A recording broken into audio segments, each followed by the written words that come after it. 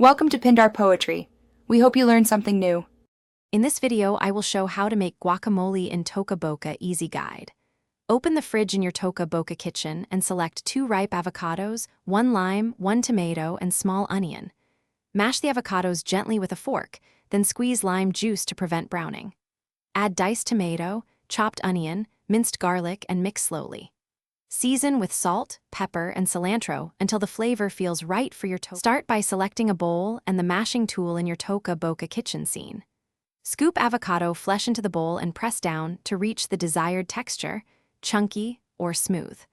Pour lime juice a little at a time and taste after each addition to avoid overpowering citrus.